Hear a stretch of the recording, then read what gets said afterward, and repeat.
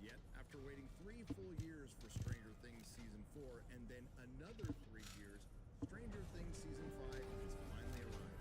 And if you're not sure whether or not Stranger Things is important to Netflix, Season 5's reported budget is between $400 and $480 million. That's almost $500 million to you and me, and roughly $50 to $60 million per episode. Currently, there's a movie out in the theater, Avatar 3: Fire and Ass, that will probably be $1 billion by the time this video is released, and the only thing anyone's talking about is Stranger Things. But it might not be in the way Netflix hoped, including unintentionally creating the most meaningful game of 2025 and slipping it in with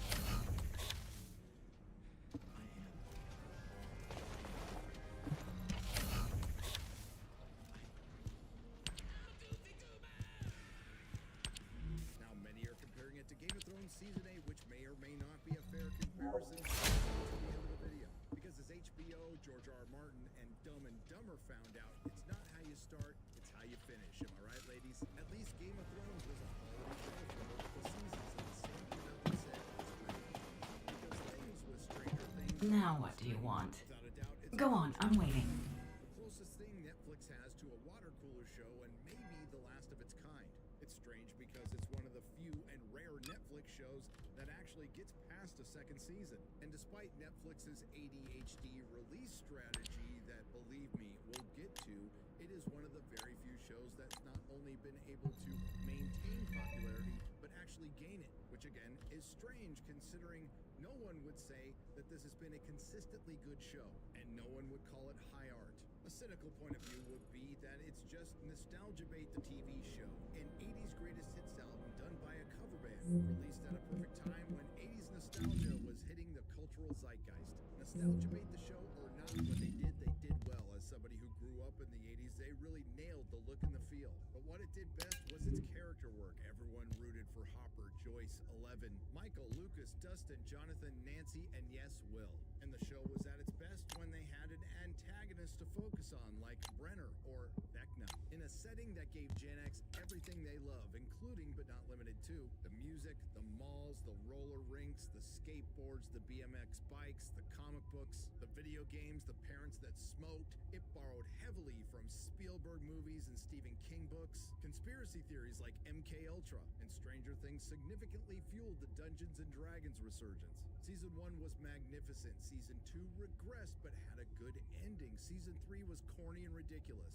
And even though they got repetitive with things like Joyce going from crazy lady putting lights around the house to crazy lady putting art around the house, and regressing Hopper from an earnest character on a redemption arc to a complete buffoon, mainly Michael, Steve, Dustin, Lucas, and Season 2 Nancy held it together. But Season 4 was a return to form, and that had everything to do with the two missing elements from Stranger Things thus far. Proper 80s metalhead representation with Eddie, and an antagonist that would finally put a face on the evil of the Upside Down, Vecna. Admittedly retconned in later on because everything they were doing with the Mind Flayer wasn't going anywhere, and it worked. And it also didn't hurt that somehow Brenner returned and somehow Hopper returned. The adults were separated from the children going on their little Russian adventure, and the kids were separated. There was Team 11 where she was trying to get back her powers, Team Byers with Michael and Argyle who were trying to get back home to Hawkins and find Elle, and Team Eddie where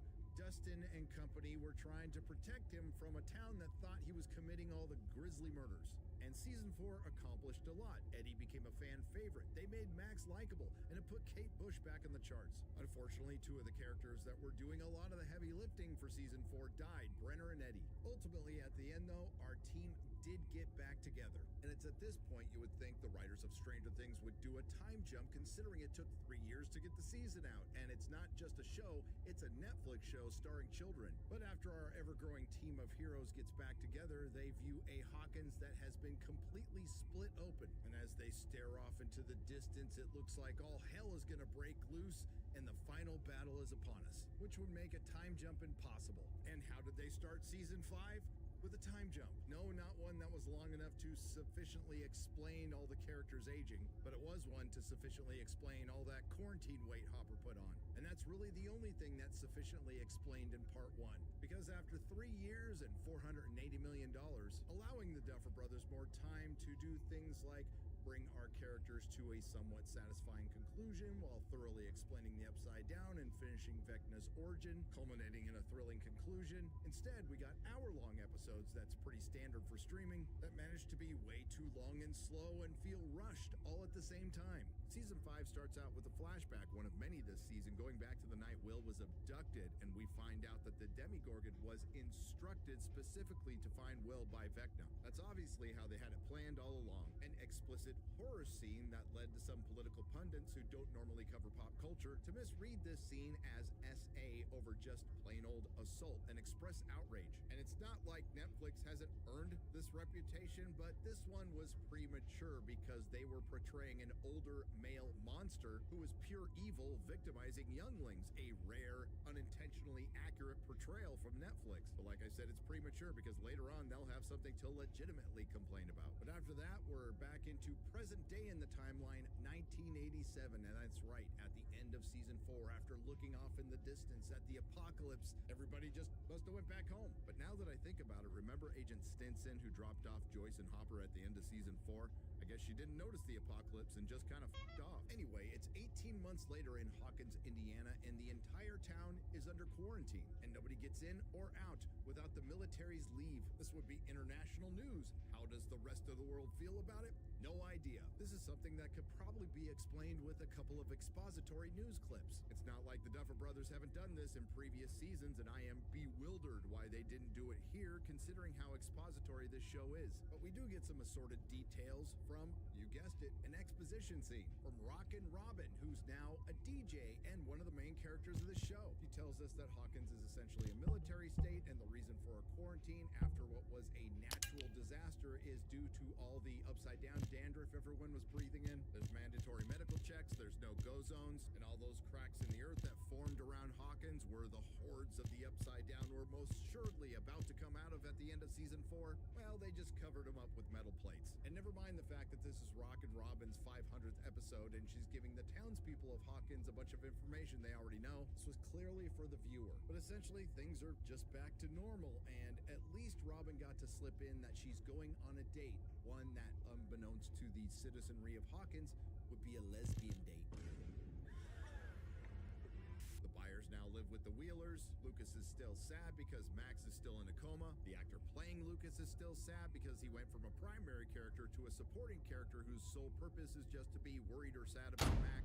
Speaking of sad, Dustin is still upset that Eddie died. So are we, R.I.P. Nancy's gone from an intrepid reporter who was pretty good with guns into a brilliant military tactician. Jonathan is still useless, whiny, and gayer than Will. Will is still gay. Michael still doesn't know Will is gay. Hopper in his quarantine weight is training Elle in a montage scene that they probably should have left to the stunt woman. Joyce just stands or sits around looking concerned, and it's at this point I'd like to remind you that it's only been 18 months since the end of season 4. That's right, 18 months for Elle, Michael, Lucas, Dustin, Will, and a particularly rough 18 months for Robin. And because it's the final season and God knows this show needs it, we're introduced to more new characters like Timothy McVeigh and a new batch of evil military guys. And the person who will eventually become the fearless leader of this Special Forces unit in 1987, a woman played by Linda Hamilton, playing a man, trying to outdo her insufferable performance as the anti-natalist Sarah Connor in Terminator Dark Fate, and she pulls it off.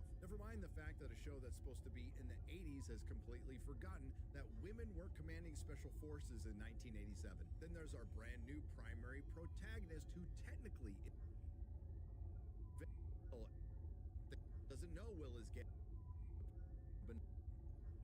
Information they already know. This was clearly for the viewer. But essentially, things are just back to normal, and at least Robin got to slip in that she's going on a date, one that, unbeknownst to the citizenry of Hawkins, would be a lesbian date. The Byers now live with the Wheelers. Lucas is still sad because Max is still in a coma. The actor playing Lucas is still sad because he went from a primary character to a supporting character whose sole purpose is just to be worried or sad about Max. Speaking of sad, Dustin is still upset that Eddie died. So are we, R.I.P. Nancy's gone from an intrepid reporter who was pretty good with guns into a brilliant military tactician. Jonathan is still useless, whiny, and gayer than Will. Will is still gay. Michael still doesn't know Will is gay. Hopper in his quarantine Waite is training Elle in a montage scene that they probably should have left to the stunt woman. Joyce just stands or sits around looking concerned, and it's at this point I'd like to remind you that it's only been 18 months since the end of season 4. That's right, 18 months for Elle, Michael, Lucas, Dustin, Will, and a particularly rough 18 months for Robin. And because it's the final season and God knows this show needs it, we're introduced to more new characters like Timothy McVeigh and a new batch of evil military guys, and the person who will eventually become the fearless leader of this Special Forces unit in 1987, a woman played by Linda Hamilton, playing a man, trying to outdo her insufferable performance as the anti-natalist Sarah Connor in Terminator Dark Fate, and she pulls it off. Never mind the fact that a show that's supposed to be in the 80s has completely forgotten that women were commanding special forces in 1987. Then there's our brand new primary protagonist, who technically isn't a new character, but she might as well be, the recast Holly Wheeler, who, you know, Mike and Nancy's cute little sister who was last seen playing with the light bright in season 4, and arguably the best character of season 5, dipshit Derek. And not dipshit Derek anymore. I'm delightful Derek. And no, I'm not worried at all that they're adding to an already bloated cast, and I'm sure it won't get in the way of things like properly explaining the mechanics of the Upside Down and Vecna's origin, and leading to things like a rushed ending to get to a prolonged epilogue.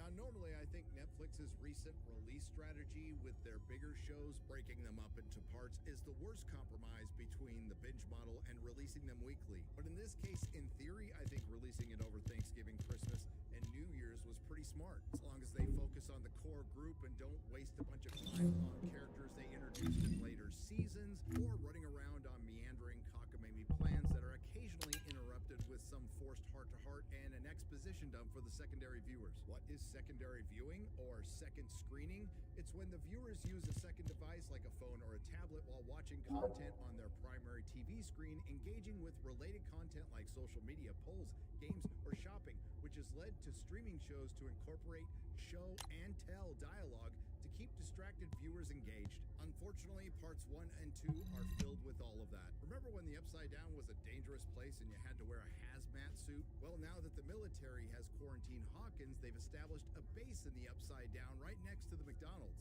so they can search for 11, who they haven't found in the small town of Hawkins, Indiana, despite being, again, quarantined and filled with surveillance cameras. 11 is laying low with Joyce and Hopper, who she is once again having a strange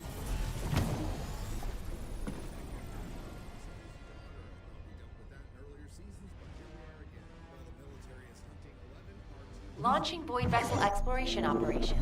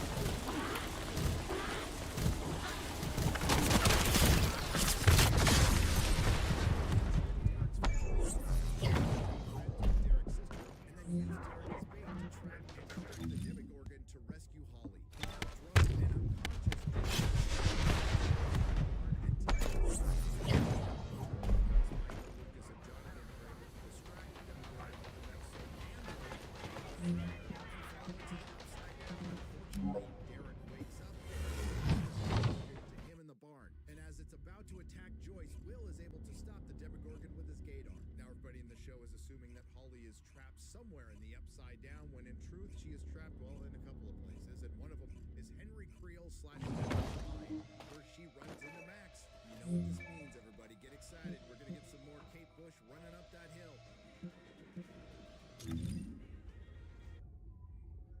Max tells Holly they are in fact in Henry's memories, a place Max has been since her brief death and coma. And while Max is walking through Henry's memory, we find out that he went to school with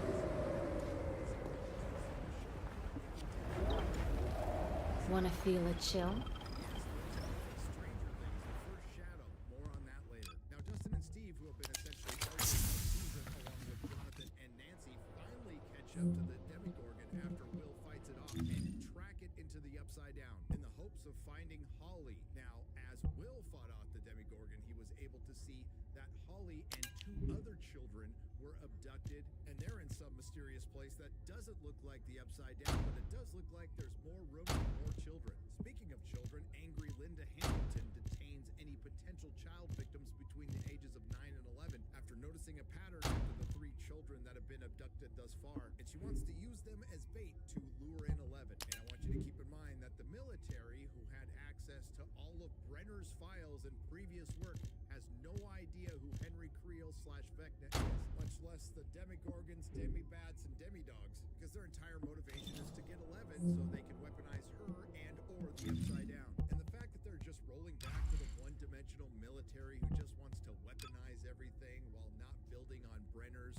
or Dr. Owen's previous work tells you everything you need to know about this season. Speaking of Dr. Owens, pretty important character. I wonder if we'll see him later. In the Upside Down, Steve, Dustin, Jonathan, and Nancy make contact with Hopper and 11, and thanks to streaming content made for secondary viewing, the show provides a quick recap of what they're up to. We're here to track a Demogorgon using our telemetry tracker, only to then hit a wall. Literally. Now, Steve's PR is stuck, so we need Elle to come and pry it loose using her power so we can then resume the search for said Demogorgon, which will in theory lead us to Holly. Does any of this make sense?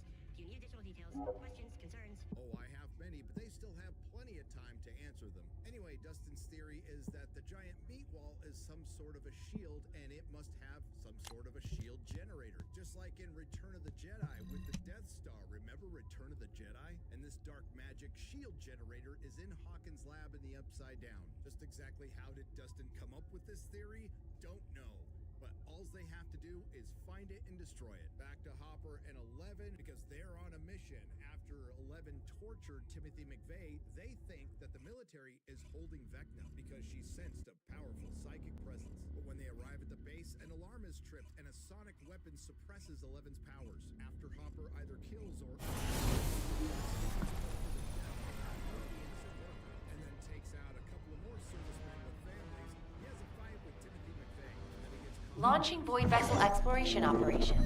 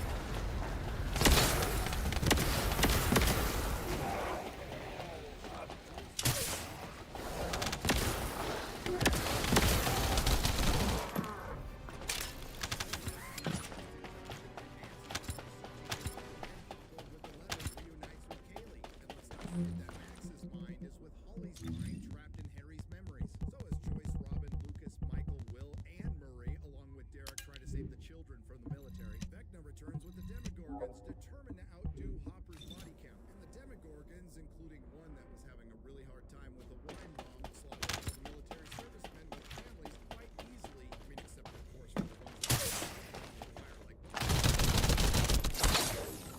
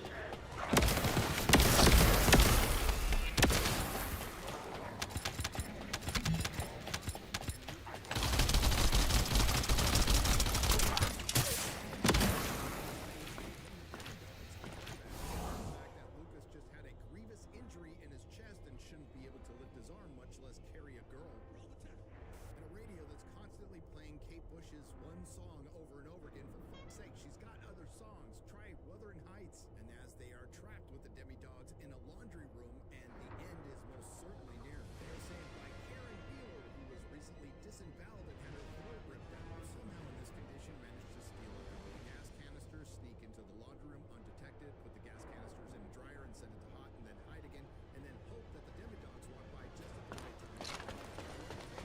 And it explodes.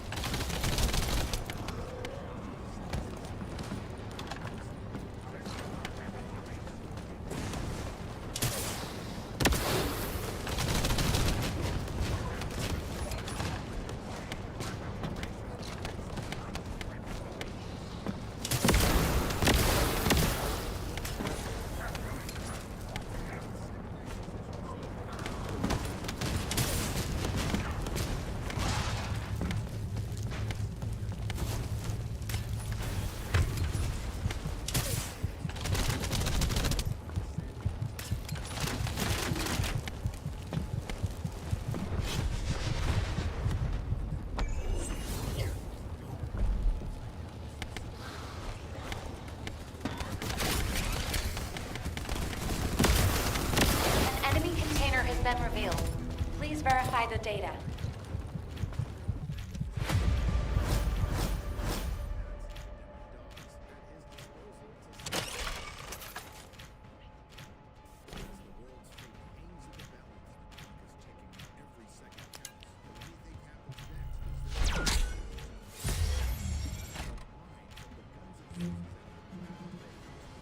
Which was released in 1987, with our plucky team of unlikely heroes poring over the logistics and coordinating each other's roles and going over them again and again until they fall in a troop which they don't have time to do. They should have arrived here for almost certainly would be their last night on Earth. They make phone calls and write letters to say goodbye to their loved ones. Oh, I guess they don't need to. Then they make peace with their god, or do the Duffer Brothers stop everything for one more group session featuring the entire cast? And I was surprised Vecna wasn't there. In an over 6-minute scene that the Duffer Brothers spent the most time writing with multiple takes that took 12 hours to shoot, also Will could come out as gay. I haven't told anyone. I don't want you to see me differently. Today, Junior? I just...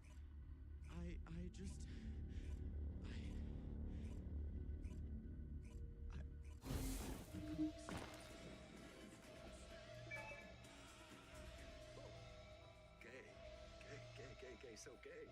Something every character in this show should have already known, including the one who was there who doesn't even know Will, Callie. An overwritten, overcooked, self-indulgent circle jerk of a virtue signal. And I'm sure the Duffer Brothers broke their arms petting themselves on the back for this one. I mean, so brave. A coming out scene in 2025. Now, they've been setting this up for a long time, so they needed to pay it off, but it should have been earlier in the season and a more quiet, intimate moment between his friends, or more importantly, his family. And then Jonathan could come out too. That would have probably had more emotional impact, but instead they traded it for this staged monstrosity that turned out to be the most believable moment of 2025. Hi, everyone. I am a gay homosexual. Ew, sick. Bro, what are you even talking about? Honey, I don't think now is the best time for an announcement like that. Hope you didn't want grandkids, Mom, because this queen thinks girl parts are icky. And it ruined the message the Duffer Brothers were trying to convey, with Will gaining self-confidence and self-esteem and overcoming being a victim. Because the through line for Will in this season is his superpower is being gay. But now this is all dealt with. We have 2 hours to go in a finale that was released to sold-out theaters. And they're going to need those 2 hours to answer all those unanswered questions. Defeat Vecna in a plan that's just crazy enough to work, and wrap everything up. I put a bow with that. Do as I say.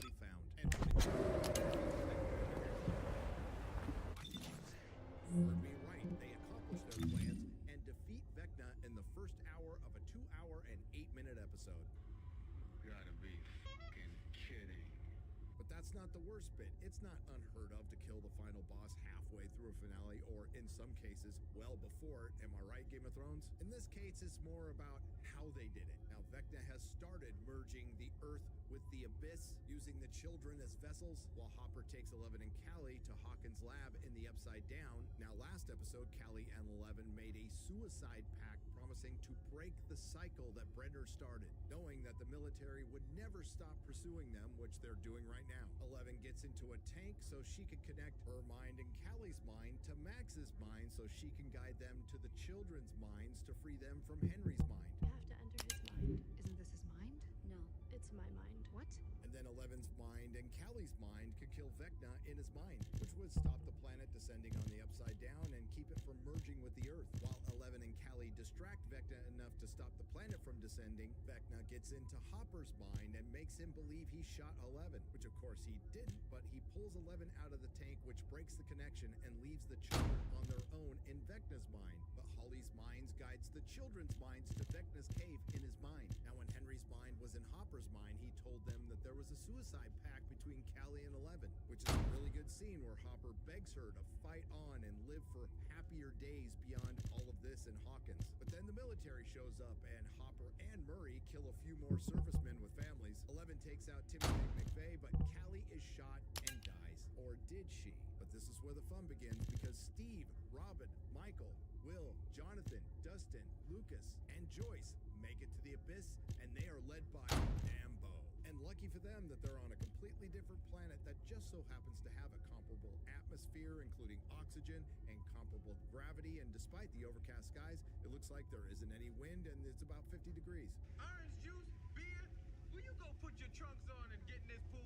And no, there isn't a demigorgon, a demidog, or demibat in sight in either the Abyss or the Upside Down, but I'm sure they're coming any minute. Will, who is on the Abyss, is now close enough to Vecna to get into his mind, and he sees that he is walking through the cave to get to the children, but not before he gets to that memory, where young Henry, as a Boy Scout in a cave, randomly runs into some government scientist with a mystery case who is paranoid and delusional and tries to kill Henry, but Henry kills the scientist in self-defense. Henry opens the mystery box, and it holds a piece of concentrated evil, which psychically connected him to the mind flare. And credit where credit is due, instead of doing the thing where the young innocent boy was corrupted by the evil, no, the young innocent boy joins the evil in a symbiotic relationship. Yet it still all feels pretty random, and if you want to know the story that led up to this moment, you need to fly to New York or London and watch a play. Eleven says her tearful goodbyes to Hopper as she essentially flies up to the Abyss. Now, of course, this happens off screen, but you're going to find out